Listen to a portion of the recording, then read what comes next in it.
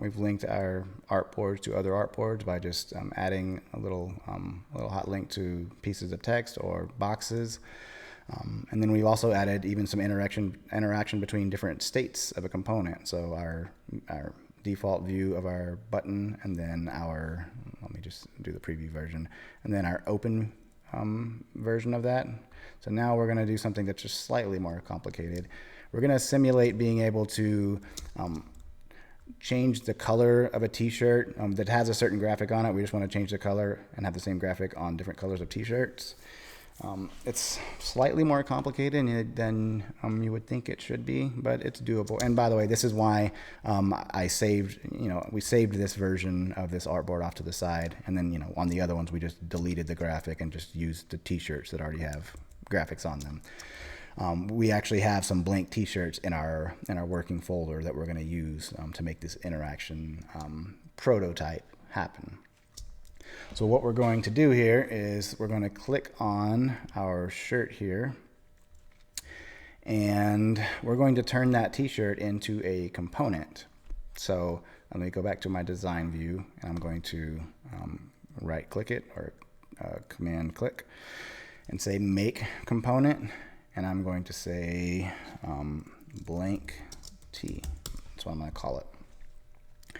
So I want to create a state of this T for each color that we can change it to. So we already have our default state. You can see when we make it a component, a default state is already created. And our default state is this gray t-shirt here. So under component, I'm going to add new state, and I'm going to add a new one for each of the colors. So I'm going to say green, blue, red, yellow, purple.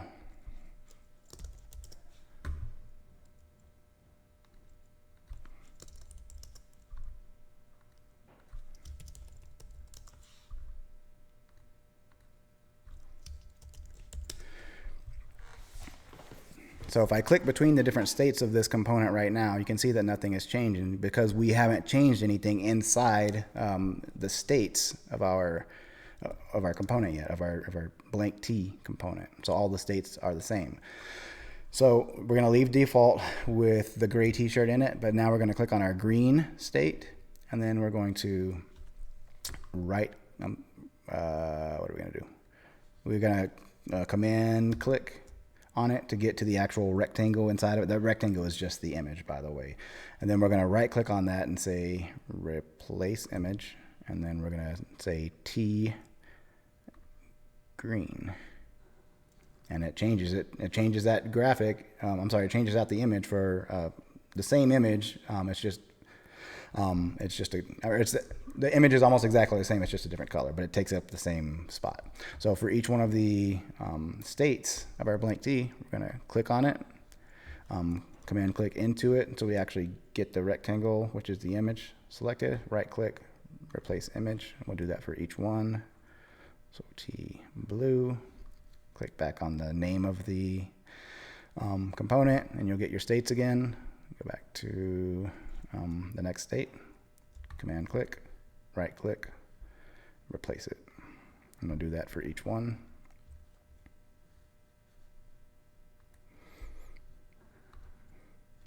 This, if you don't use your layers panel here, this just will get really confusing, and it's hard to get back to just clicking on your component so you can actually cycle through the different states of that component. Command click, right click, replace image. We're going to use our yellow T. And then we're going to go back to our component and to the purple state of it, and then command click. And by the way, you don't have to command click. You can also just open this and select the rectangle, and then right click it, replace image, and choose the purple T.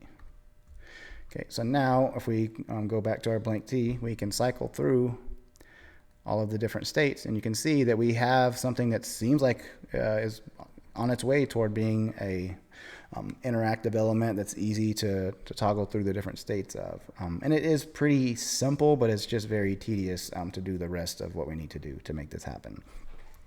So you can only change the state of a component from an item that's inside of that component. The internet tells me differently about some of the stuff I'm going to show you here, but I've tried a bunch of different methods, and the only method I can really find that works is still very tedious.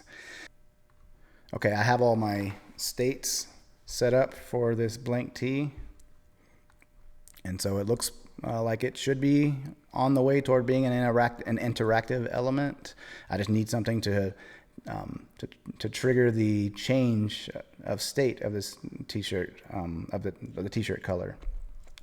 So the only way you can change the state of a component is using elements that exist inside of that component.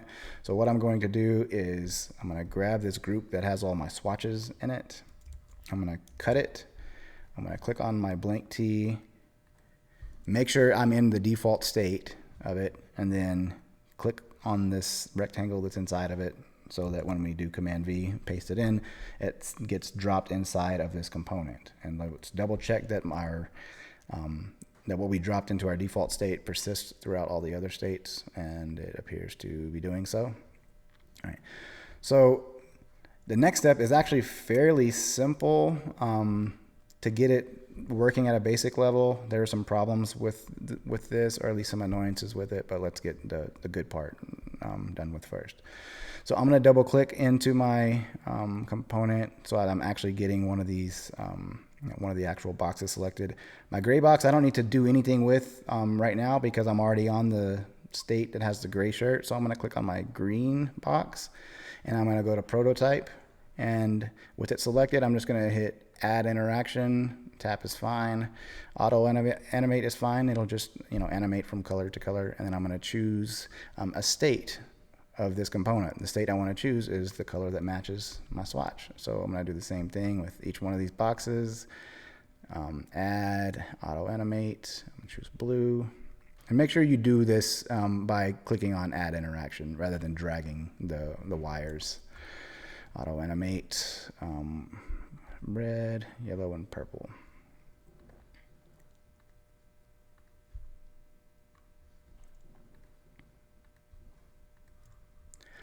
And this is going to work. So I'm going to click on my blank tee and make sure it's in its default state. It's going to work to an extent. So I'm going to go ahead and preview this. Let's get to our our customize artboard, because that's what we're working on here. It works to an extent. So from our first screen, if I click on one of these, it works. But now if I try to click on any of them again, it does not. And that's because when you add interactivity to items in any state, so this is in the blue state of our shirt, that interactivity is limited to the elements that exist in that state. So if you don't know what that means, basically what it amounts to is that we're going to have to do this linkage inside of each one of these states. So you see when I click on the green state, all the stuff that I added to those boxes in its default state, it goes away. Now, again, I've been told by the internet that you can make this not be the case, but I've tried a bunch of other ways and I just can't get it to work. So it is tedious and it'll probably take 5 or 10 minutes to actually do it. But to make this actually work, I need to click on each one of the states of this and then do the same thing. So click into each box. So I'm going to double click until I get into my gray box, add, and the destination is going to be default. I'm not going to add anything to the green one because we're already there. I'm going to add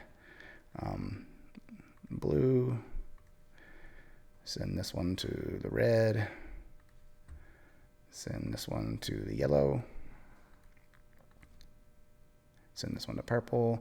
And I'm not going to do this for every single state, but if you really wanted to have a nice prototype, I think it's probably worth it to go through and to at least go through and make one part of it functional so that each one of these states actually works. So I'm just going to for our purposes, I'm just going to do one more. I'm just going to do it from the blue state. So it really feels like you can, so it really feels like it's editable throughout, even though we know it's only editable, on the first 3 swatches. But I'm going to go ahead and, like I said, add these in. This one should go to green. Blue's already there. Let's go to red, and to yellow, and to purple. Let's save that. And before we preview it, let's select our component and take it back to its default state. So that's where it starts in our preview. So we'll preview this and let's click on the green. And inside of our green, remember we linked all those up so we can still get to another one. We stopped after our first 3 swatches though, after our first 3 states. So we got to start over if we want to see all of it. So that's a reason why you might want to, if you actually want to show this to somebody as your means of showing them what, as part of your workflow, then you probably want to go ahead and finish out all these states. So go into your red state and link all the ones besides red to their appropriate component states. But this will do the trick for at least kind of giving the feel for how it's going to work. And I did not preview it from the correct state. Sorry for that. So yes, I can click back and forth all day between these first 3, and then I can even click one of these extra ones, but then I run into a dead end. So that's how you can create the the feel of some interactivity. Now, for something like a drop-down menu, and I'm talking about like an actual and official select menu with options inside of it. If I were doing that, I would only create like a couple different states. One of them that shows, let me come in here where we can actually see it. One of them that shows like what the drop-down menu looks like before you click it, and then one that shows what it looks like when it's open. I would not show every item that's inside of there as the chosen item, because to me that just seems like overboard. If you're going to be showing that much inside of your XD prototype, I mean, you could do that way faster in an HTML mock-up. So to me, that's where XD really hits its limits, is trying to show every possible option and every possible option also selected. To me, that seems more like what should be happening in the HTML side. I mean, even what we were doing here, changing the color of this shirt, I could do this way faster using HTML, CSS, and some SVGs, but I know everybody doesn't know how to do that. But again, you just want to show enough in your prototyping so that the end user, people know what it means to select the size of a shirt. So if you can just show it opening up and closing, I think that's plenty to show that this is going to be an interactive thing that you can change the components of.